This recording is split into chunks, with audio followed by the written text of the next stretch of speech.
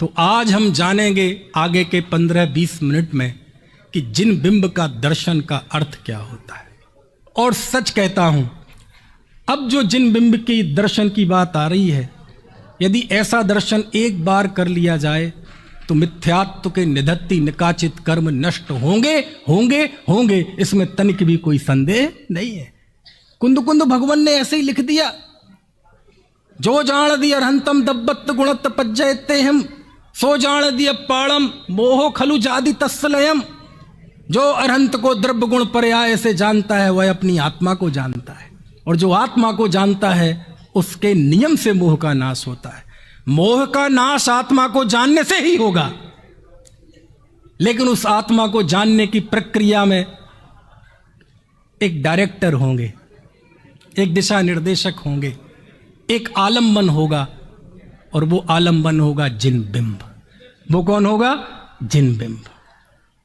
अब देखते हैं जरा जिन बिंब का दर्शन मतलब क्या है ना। मुझे लगता है इस सिद्धांत की बात हो गई तो बहुत साल पीछे वाले लोगों से मेरा आई कांटेक्ट भी हो रहा है। कई लोगों के हो सकता है 2-3 फीट ज़्यादा भी ऊपर से निकल सकती है। तो चलो करते हैं बात, थोड़ी सरलता से बात करते हैं, क्योंकि मेरा तो प्रयत्न ये रहता है, क्योंकि पंचकल्याणक की सभा में बहुत ऐसे भोले भाले श्रोता भी होते जो पहली बार आए हों, तो वो भी कुछ ना कुछ सीख कर जाएं। और आप समझ लीजिए, पहले दिन भी कोई 8 साल का बच्चा भी होगा और यदि जिन बिंब के स्वरूप को समझ गया, समझ लेना आपने द्वादशांग को जान लिया। 1 कोटि पूर्व तक सीमंदर भगवान जी की जो दिव्य देशना विदेश क्षेत्र में अनवरत चल रही है, उस अनवरत चलने वाली देशना के सार को यदि देखना है तो आप जिन बिंब में देख सकते हैं। करें थोड़ी बात जिन बिंब में छुपे हुए उस रहस्य को, उस दर्शन को, उस विचार को थोड़ा जानने की कोशिश करें। करते हैं मंथन। अच्छा बताओ, आप विश्व के किसी भी जिन बिंब को देख लीजिए, किसी भी जिन प्रतिमा को देख लीजिए, समझ में आया?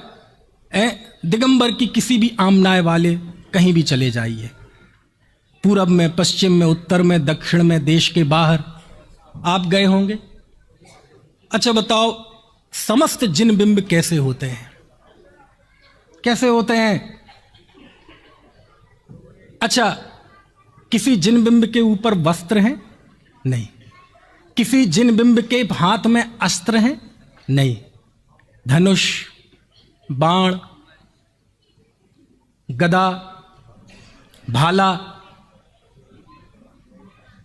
और भी नाम ले सकता हूं, यूपी का हूं, कट्टा, रामपुरी समझ में आया ना? नहीं है। सब जगह चले जाओ, किसी के हाथ में अस्त्र शस्त्र नहीं है।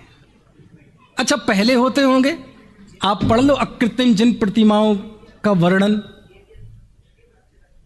नहीं है। क्यों? ये जिन बिंब ये कह रहा है कि ये डरने डराने का मार्ग नहीं है।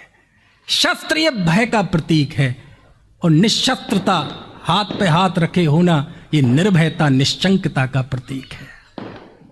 भय से दुनिया को जीत सकते हो, भय से आप दूसरे को कंपित कर सकते हो, लेकिन सुखी नहीं हो सकते। यदि भय से दूर होना है, सुखी होना है, तो भय छोड़ना पड़ेगा।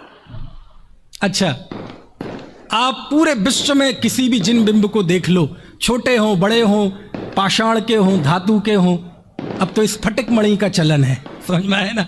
स्फटिक मणि के हों। बताओ, किसी जिन बिंब के साथ स्त्री है? किसी के साथ उनके घर परिवार वाले हैं? किन्हीं के उनके साथ कोई उनका बच्चा, नाती पोते हैं क्या कोई? हाँ, आप अपने अनुराग के कारण रख दें, बात अलग है। आप अपने अनुराग के कारण ऋषभ देव के बगल में भरत जी को खड़ा कर दें, वो आपका अनुराग है। आप ऋषभ देव के बगल में बाहुबली को खड़ा कर दें, वो आपका अपना अनुराग है। लेकिन यदि उनको देखा जाए तो उनके साथ कोई भी नहीं है। आप चले जाओ दुनिया में, कोई है ऐसा बिंब जो इतना निस्संग हो?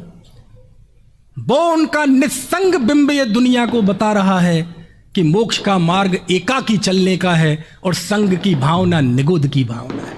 यदि संग की भावना है, यदि पर का आश्रय है, यदि दृष्टि में द्वैत है, तो कुछ भी हो सकता है, जीवन में सुख शांति नहीं हो सकती। यदि सुख चाहिए, शांति चाहिए, तो संग की भावना छोड़ दो, पर के साथ ममत्व की भावना छोड़ दो और एक में चले जाओ। अहम एक को खलू शुद्ध। अच्छा, और चले जाइए आप। इतने जिन बिंब हैं। आपने हमारे किसी तीर्थंकर की प्रतिमा आशीर्वाद देते हुए देखी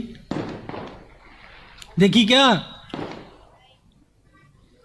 मनसाहरण पारसनाथ की तो होगी, चिंतामणि पारसनाथ की तो होगी, बिजौलिया वाले पारसनाथ की तो होगी। अरे रे रे, एक भी जिन बिंब की प्रतिमा ऐसे आशीर्वाद देते हुए नहीं है। ये एक बहुत बड़ा दर्शन है, ये एक बहुत बड़ी फिलॉसफी है। और चाहे जिन प्रतिमा की मुद्रा कहो और चाहे एक दिगंबर मुनि की मुद्रा कहो, दोनों एक ही है। शास्त्र में लिखा है कि जो मुनि मुद्रा और दिगंबर अरहंत की मुद्रा में फर्क देखता है वह प्रगट मिथ्या दृष्टि है। एक ही मुद्रा है। अन्यथा ऐसा क्या था कि वो दो अमितंजय और अमित गुण नाम के दो चारण रिद्धि साधु आसमान से उतरकर आ रहे हैं, और एक जन्म से ही क्रूर जो हिरण के पीछे भाग रहा है, भाग ही नहीं रहा है, हिरण को दबोच लिया है। दबोच ही नहीं लिया है, उसे मार दिया है, उसे खा रहा है। मुंह में मांस है, हाथ और मुंह लहू लुहान है। समझ में आए ना? और अभी भी देखेंगे तो दांतों में, मुंह में वो मांस फंसा हुआ है। इतना क्रूर, जिसकी एक दहाड़ से हजारों पशु भाग जाएं। लेकिन ये क्या चमत्कार हुआ कि वो दो साधु ऊपर से ले नीचे आए, और जब उस शेर ने उन मुनि को देखा, कमाल हो गया। समझ में आया? उन मुनि को देखकर उसको जाति स्मरण हो गया। किसको? शेर को जाति स्मरण हो गया। पूर्व भाव याद आ गए, और पूर्व भाव याद आते आते ये चेतना विकसित हुई कि ओ हो, पूर्व जन्म में मैं ये था, वो भी नष्ट हो गई। देव था, देव अवस्था भी नष्ट हो गई। नारकी था, नारकी अवस्था भी नष्ट हो गई। पशु भी हुआ पहले, वो भी अवस्था नष्ट हो गई। सब नष्ट हो गया, केवल मैं जिंदा रहा। और ये सिंह अवस्था भी नष्ट हो जाएगी, मैं फिर भी रहूंगा। इसका मतलब ये सब अलग है और मैं शुद्ध चेतना, मैं वस्तु अलग हूं। उसे भेद विज्ञान हो गया, सम्यक दृष्टि हो गया। बोलो आप, समझ में आया?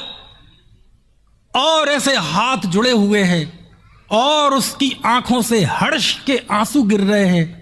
और गुणभद्राचार्य ऐसी कल्पना करते हैं उस समय कि उसके आंखों से वो आंसू ऐसे गिर रहे थे कि जैसे मिथ्यात्व ही गल गल कर निकल रहा हो। समझ में आए ना? और वो कह रहा हो, हे सम्यक दर्शन तुम आओ, हे सम्यक दर्शन तुम आओ, तुम्हारे रहने का स्थान है ये, मैं तो चला, लज्जा के कारण डूब गया। और उसके बाद उस शेर ने उनकी बारंबार वंदना की, प्रदक्षिणा दी, और उस समय उस शेर की ऐसी परिस्थिति हो गई, सम्यक दृष्टि हो गया, अप्रत्याख्यानावरण कषाय कर्म का भी अभाव कर दिया, देशव्रती हो गया, बोलो श्रावक हो गया। और ऐसी परिणति हो गई उसकी कि गुणभद्राचार्य उस समय उसका वर्णन करते हुए लिखते हैं, बहुत अद्भुत बात लिखी उत्तर पुराण में, कि ये तो कुदरत का नियम है कि पशुओं को मोक्ष नहीं होता। देखो क्या तारीफ भी कैसी होती है। ये तो नियम है कुदरत का कि पशुओं को मोक्ष नहीं होता। यदि ये नियम नहीं होता तो शेर को वहीं मोक्ष हो जाता, ऐसा लिखते। कुछ ना कुछ तो है उस मुद्रा में ऐसा। पार्श्वनाथ का जीव, जिनका हम पंच कल्याणक कर रहे हैं, 10 भाव पूर्व, समझ में आया? अरविंद राजा के मंत्री के बेटे थे। कौन? ये। और वो कमठ भी, दोनों भाई भाई थे। बोलो 10 भाव। देखो तो दुनिया में एक तरफा प्रेम की कहानियां आपने सुनी होंगी, लेकिन हमारे शास्त्रों में एक तरफा नफरत की भी कहानियां हैं, एक तरफा बैर की भी कहानियां हैं। 10 भाव का बैर एक तरफा चला, बोलो कमठ का। समझ में आया? और जब वह है ना वहां से देह छूटी तो वो हाथी बन गया जीव। कौन बन गया? हाथी। पार्श्वनाथ का जीव हाथी, बोलो आप। और पागल हो गया था हाथी, समझ में आए ना? पेड़ों को उखाड़ उखाड़ के फेंक रहा था। और वहीं पर एक पत्थर पर जंगल में अरविंद मुनि विराजमान थे। कौन? वो ही, उन्होंने दीक्षा ले ली थी, समझ में आया? और उनके और भी संग में बहुत सारे साधु थे जो कि सम्मेद शिखर जी की वंदना के लिए जा रहे थे। सम्मेद शिखर जी के पास एक वन है, सुंदर वन।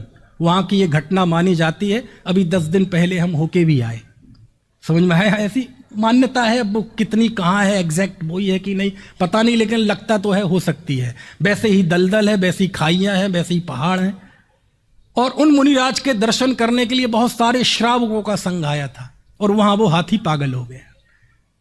2-4 भक्तों को भी लपेट दिया उस हाथी ने। पागल हाथी कुछ भी कर सकता है। त्राही त्राही मच गई, अफरा तफरी मच गई, समझ में आया ना?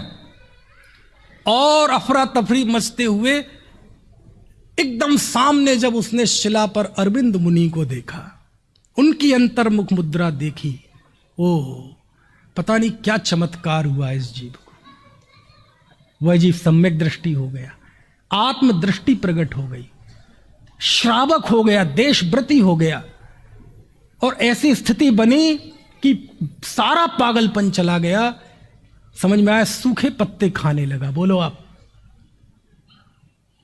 और एक बार सरोवर में उतरा, समझ में? सरोवर में उतरा, स्वच्छ सरोवर में पानी पीने के लिए, और वहीं धंस गया, दलदल में फंस गया, और वहीं आकर एक सांप ने काटा और उसकी देह छूट गई, समझ में आया? आसपास के पशु पक्षी आश्चर्य में रहने लगे, और उसे ऐसा लगने लगा कि ये कोई दैव्य पुरुष है, दैवीय पुरुष है, जो पागल हो गया था, और अभी ये स्थिति है कि ये सूखे पत्ते खाता है, पेड़ों को उखाड़ना बंद कर दिया, मारना पीटना जीवों को तो दूर की बात, इसकी अद्भुत परिणति हो गई। तो बंदर वगैरह भी उसकी सेवा करने लगे,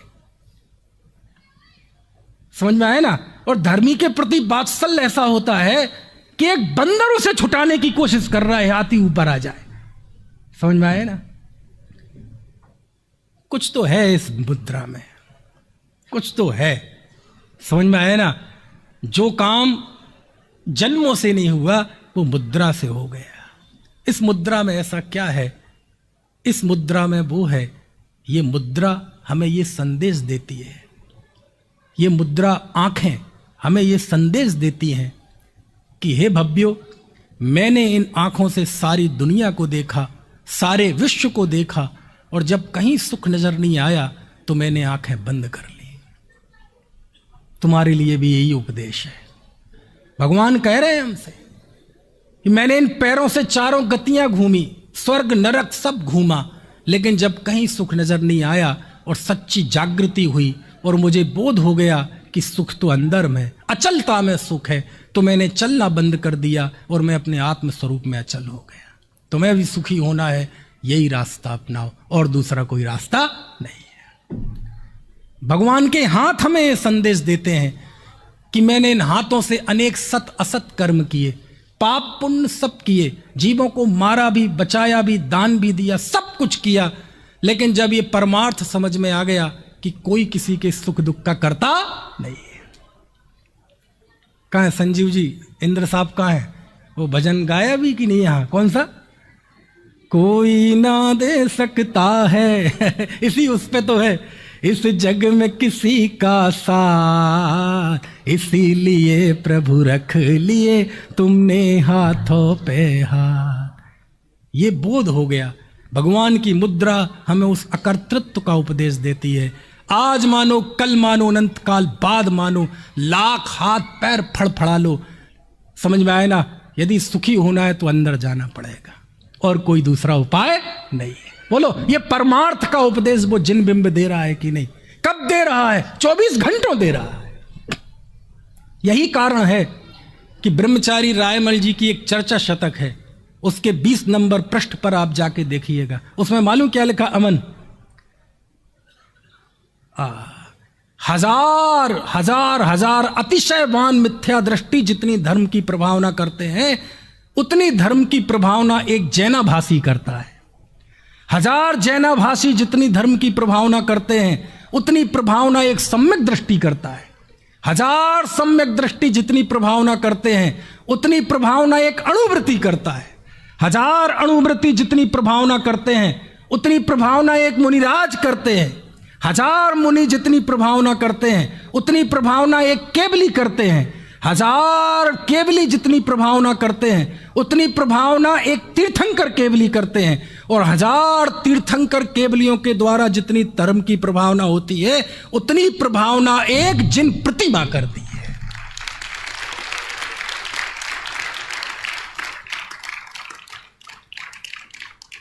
समझ में आया? हमारे यहां स्वाध्याय की बड़ी पवित्र परंपरा है, होनी ही चाहिए। पंचम काल में उससे बड़ा तो कोई तप है ही नहीं है। जो लोग हम पर अनेक अनेक प्रकार की टीका टिप्पणी करते हैं, कुछ भी करें, लेकिन हमारे स्वाध्याय की वो भी प्रशंसा करते हैं। बहुत स्वाध्याय की बात होती है और अच्छी भी है, लेकिन आप थोड़ी कुछ देर के लिए कुछ तुलना करो। मोटाणी जी जिनवाणी में ऐसी तुलना करनी नहीं चाहिए, क्या फायदा। लेकिन अब क्या करें, ये मनुष्य मन है, ये तुलना करता है। मनुष्य स्वाभाविक रूप से तुलना पसंद व्यक्ति है ना। करें और थोड़ा विमर्श करें, अपन तो किसी में भी तुलना कर सकते हैं ना। एक तरफ रखो शास्त्र और एक तरफ रखो जिनबिंब, थोड़ी दोनों में तुलना करो। करें तुलना, आपको पता चलेगा जिनबिंब क्या है। अच्छा बताओ, ये शाश्वत स्वरूप है कि जिनबिंब शाश्वत स्वरूप है?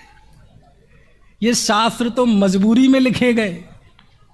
समझ में आया? जब ज्ञान क्षीण हो रहा था, धरसेन स्वामी को श्रुत विच्छेद का विकल्प हुआ और उन्होंने वो ज्ञान भूतबली पुष्पदंत महाराज को दिया और उन्होंने षटखंडागम की रचना की, जिसके स्मरण में हम श्रुत पंचमी पर्व मनाते हैं। उसके पहले शास्त्रों का चलन वैसा नहीं था। आज जो हमारे सामने लिपिबद्ध प्राकृत संस्कृत भाषा में निबद्ध जो शास्त्र हैं, ये शाश्वत नहीं है, लेकिन जिनबिंब अकृत्रिम चैत्यालय में विराजमान अकृत्रिम जिनबिंब के रूप में शाश्वत है। समझ में आई बात की नहीं? अच्छा, दूसरा, शास्त्र को पढ़ने के लिए आपका मनुष्य होना जरूरी है। देवलोक शास्त्र नहीं पढ़ते, नारकियों को तो मारने काटने से ही चैन नहीं, पशुओं को कहां चैन बेचारों को। मनुष्य पढ़ता है शास्त्र, लेकिन जिन बिंब के दर्शन करके आत्मदर्शन करने के लिए मनुष्य होना जरूरी है। जिन बिंब का दर्शन करके पशु भी सम्यक दृष्टि होता है, देव भी सम्यक दृष्टि होता है। कभी कभी मैं विचार करता हूं अमन, वो जो चतुर निकाय के देव हैं, मुन्ना भैया, टिम्बड़िया जी, मुन्ना भैया को थोड़े हिलाते जाओ आपके काम की बहुत बात है। कभी कभी मैं सोचता हूं, ये चतुर निकाय के देव अष्टानिका के दिनों में 8 दिन 24 घंटे एक पल रुके बिना, हमारे यहां तो टाइम फिक्स होता है 24 घंटे 8 दिन अष्टानिका के एक पल रुके बिना नंदीश्वर द्वीप में भक्ति करते। किसकी? लाल मुख, समझ गए आप? क्यों करते हैं? उन्हें कोई रोग भय उपद्रव शांत करना है, उनका कोई व्यापार नहीं चल रहा है, उनकी मां कोई दिल्ली में भर्ती है, जिनका लड़का बेंगलोर में है, वो दूसरी जगह ट्रांसफर करेगा, वहां अभिषेक होगा और वहां नाम बोल दिया जाएगा और यहां दिल्ली में बैठी मां उसकी ठीक हो जाएगी। कितना वैज्ञानिक धर्म है। ऐसी बातों से हम जिन धर्मों को विश्व धर्म बनाएंगे। वो देव क्यों जाते हैं? उन्हें रोग भोग शोक भय उपद्रव ठीक करना है, उन्हें कोई व्यापार चलाना है, उन्हें कोई पुण्य कमाना है। जब चतुर निकाय के देव, सम्यक दृष्टि देव, ऐसे भी देव जो अगले भव में मोक्ष जाने वाले हैं, वो देव भी जाकर 8-8 दिन तक लगातार जिन बिंब की पूजा करते। क्यों करते हैं? आत्मबल। आत्मबल। एक तरफ ईर्ष्या का दुख, एक तरफ पर्याय मूर्ता का दुख, एक तरफ ये स्वभाव सन्मुख दृष्टि की चेतना। इस चेतना के आभा मंडल में वो 8-8 दिन निकाल देते। ये सो धर्मेंद्र, समझ में आया ना? ये जो मंचों पे इंद्र पैसे दे दे के बैठे हैं, ये सारे असली इंद्र नंदीश्वर द्वीप में जाते। क्या क्या ऊर्जा लेते होंगे? जिन बिंब के पास है क्या ऐसा? वो दिव्य चेतना। हर जिन बिंब सदाकाल हमसे ये कह रहा है, अपने को देखो, अपने को जानो, अपने में जम जाओ, इसके अलावा कोई सुखी होने का रास्ता नहीं है। तो ये बात तो पता है ज्ञानी को, फिर जाते क्यों हैं? बस इसी में रहना चाहते हैं। जब अपने विमानों में रहते हैं तो ये बात विस्मृत कभी कभार हो जाती है, दृष्टि में से नहीं, उपयोग में से। लेकिन जब उस बिंब के सामने जाते हैं तो हम उस ऊर्जा से भर जाते हैं। उस देव पर्याय से छूटने की, चतुर्गति से छूटने की जो छटपटाहट है वो और प्रबल हो जाती है, इसलिए जाते हैं। समझ में आए ना? लेकिन इस शास्त्र को पढ़ना हो तो आपको मनुष्य होना पड़ेगा। अकेला मनुष्य नहीं, आपको पढ़ा लिखा होना चाहिए, संस्कृत प्राकृत पढ़ना पड़ेगा। लेकिन जिन बिंब में जो उपदेश हो उसके लिए कौन से स्कूल कॉलेज जाने की जरूरत है? और बताऊं, शास्त्र तो पात्र भेद करता है। यह श्रावकाचार है, यह श्रवणाचार है, यह स्मृतिमा का आचरण है, यह रहस्य शास्त्र है, यह श्रावकों को पढ़ने के योग्य नहीं है। हमारे यहां तो क्लास चलती है, प्रौढ़ क्लास अलग, बच्चों की क्लास अलग। लेकिन मैं आपसे कहता हूं, आज जिन बिंब के पास चले जाइए, जिन बिंब पात्र भेद नहीं करता, जिन बिंब पात्र भेद नहीं करता। एक 4 ज्ञान के धारी गणधर महाराज उनके सामने नमस्कार कर रहे हो, समझ में आए ना? हम आप जैसे सामान्य श्रावक नमस्कार कर रहे हो, और कुत्ता, बिल्ली, गाय, भैंस, शेर, सांप, बिच्छू,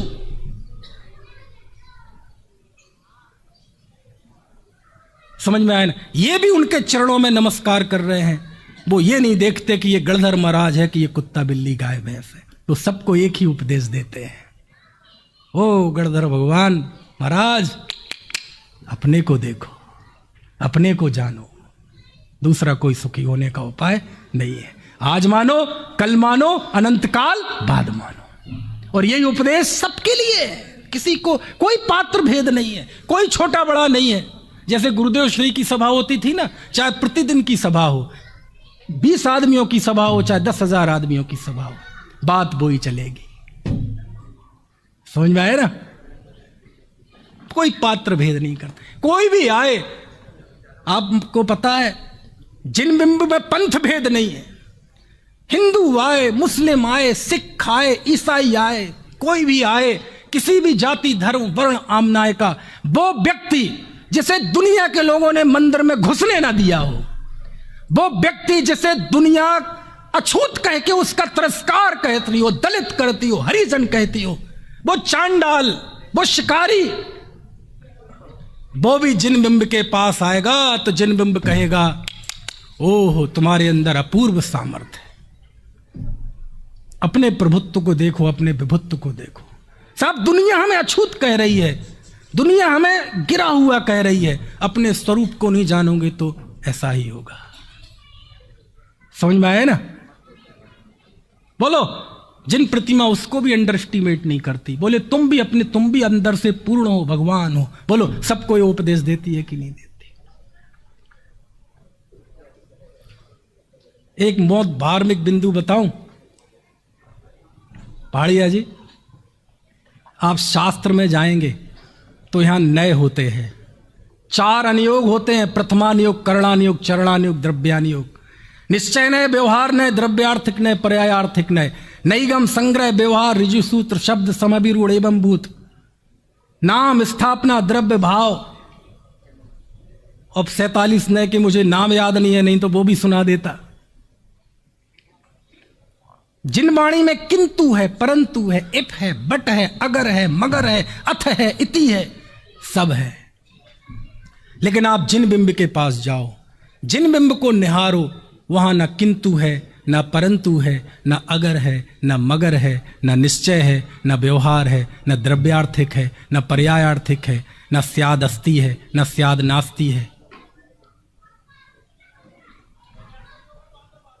जिन बिंब दो उपदेश नहीं देता, ये निश्चय का है व्यवहार का। जिन बिंब यदि की आंखें, मुद्रा यदि ये कह रही है कि अपने को देखो, तो बस यही एक रास्ता है और दूसरा कोई उपाय नहीं है। किंतु परंतु, आग लगा दो इस किंतु परंतु में। कौन से नए से निश्चय से व्यवहार से, अभी कुछ देर, अभी ये क्लास पढ़ोगे उसमें पढ़ लेना ये निश्चय व्यवहार। जिन बिंब स्यात में बात नहीं करता, जिन बिंब अपेक्षा में बात नहीं करता, जिन बिंब नए परिपाटी से बात नहीं करता, जिन बिंब तो यही कहता है स्वयं को स्वयं में गाड़ दो और दूसरा कोई उपाय नहीं है कोई किंतु परंतु। और मैं सच कहता हूं, आपको जिंदगी की कोई भी उलझन हो, समय हो गया, कोई भी उलझन हो, कोई भी दिक्कत हो आप जिंदगी की, आप मंदिर जाइए, जिन बिंब की मुद्रा को 5 मिनट तक निहारिए ईमानदारी से, आपको समाधान मिल जाएगा, पक्का मिल जाएगा। अब ये मत करना कि कोई बीमारी हो तो डॉक्टर पे जाने की बजाय भगवान के पहुंच जाओ और उनको बता दो कि ये बीमारी है। अरे आपने तो कहा था कोई भी परेशानी ले जाके, हाँ चलो ये भी ले जाओ परेशानी। आप करना, प्रैक्टिकल करना, सबकी अपनी अपनी उलझने हैं। आप जाओ जिन बिंब के सामने 5 मिनट ईमानदारी से उनकी मुद्रा को देखो। चेतन जी आपको, अनिल जी है ना, आपको समाधान मिल जाएगा। मैं भी गया, अमन मैं भी गया। मैंने कहा हे भगवान, मैं तो पूरा जीवन जिनवाणी की सेवा में निकालना चाहता हूं, मैं घर घर में जिनवाणी पहुंचा दूंगा। ए पंडित, जो काम भगवान महावीर नहीं कर पाए, जो ऋषभ देव नहीं कर पाए, तू करेगा। है बाबूजी की पंक्तियां, विस्मय होता रे तेरे उन विश्वासों पर, जिनकी कोई धरती कोई गगन नहीं है। ओ चिन्मय, ओ चिन्मय। सुनिए, टाइम मिले घर पहुंचने के बाद यूट्यूब पे जाना, आजकल है ना ये पंचम काल का कलिकाल सर्वज्ञ है ना, उस पे जाना और ऐसे ही बोलना, ओ चिन्मय बाबू युगल जी। बाबू युगल जी तो जानते हैं ना, जिन्होंने केवल रवि किरणों से लिखा, मुमुक्षु तो सब परिचित है? वो कहते अरे रे, जिनबिंब भी यही कह रहा है, अरे तुम्हारे निराधार ऐसे विश्वासों को देखकर मुझे ताज्जुब होता है, जिनका कोई आधार नहीं, जिनकी कोई धरती नहीं, गगन नहीं। समझ में आया? जाओ आप अपनी अपनी उलझने लेके जाओ। कोई जाता है, साहब बच्चे मेरा कहना नहीं मानते। अरे तुम भगवान का कहना मानते हो गया? जिनबिंब कहेगा, ओ भाई तुम जहां कोशिश कर रहे हो वहां सुख है ही नहीं। तुम रेत को कितना पेलोगे कि उसमें से तेल निकल आएगा? तुम संसार में कितनी खाक छानोगे कि तुम्हें तसल्ली मिल जाए, तृप्ति मिल जाए, बहुत सुख मिल जाए कि जिसके आगे कोई इच्छा ना हो ही नहीं सकता। अंत में आना तुम्हें अपने समीप पड़ेगा, अपने अंदर जाना पड़ेगा, और कोई दूसरा रास्ता नहीं है। मृग मरीचि को रहे तुम्हारे प्राण समर्पित, ठहरे हो उस तट पर जिसमें सलिल नहीं है। मिट्टी में ही रहा अहम जिसका कल्पों से, रत्न राशि कैसे उसको देगा रत्नाकर। छलनाओं से छला गया बुद्धि कोश जो, उसको पैदा करके वसुधा बांझ हुई है। विस्मय होता रे तेरे उन विश्वासों पर, जिनकी कोई धरती कोई गगन नहीं है। जाना आप अपने व्यापार की, अपने घर परिवार की, रिश्तेदारों की उलझनों लेकर भगवान क्या कहते हैं वो सुनने की कोशिश करना, आपको मार्ग मिल जाएगा। देखो जिन बिंब को देखो, समझ में आ रही? शास्त्र में जाएंगे, शास्त्र पढ़कर कोई निश्चयाभासी भी हो सकता है, कोई व्यवहाराभासी भी हो सकता है, कोई उभयाभासी भी हो सकता है। एक उदाहरण लाओ इतिहास में से जो जिन बिंब को देखकर आभासी हुआ हो। अब ये थोड़ी बात कठिन सी हो गई, समझ में तो नहीं आई? कहने का आशय ये है, जिन बिंब में छुपा हुआ जो अंतर्मुखी होने की दिव्य चेतना है वो ही जिन बिंब है। ऐसे जिन बिंब की प्रतिष्ठा करने के लिए हम यहाँ एकत्रित हुए हैं। समझ में आए ना? जिन बिंब के दर्शन तो हमने बहुत किए, लेकिन कभी इस भाव से जिन बिंब के दर्शन करना, देखना, कोई किंतु नहीं, कोई परंतु नहीं, इफ बट कहीं कुछ नहीं, बस एक ही चेतना, एक ही उपदेश, एक ही सार। और जब ये सार हमारी समझ में आए ना, आ जाए, इसकी हमारी गांठ में परिणति की, तब समझेंगे कि हमने जिन बिंब की प्रतिष्ठा की है। ऐसा भाव इस प्रतिष्ठा के अवसर पर जिन बिंब के प्रति हमारा विकसित हो, ऐसी भावना के साथ अभी की बात समाप्त।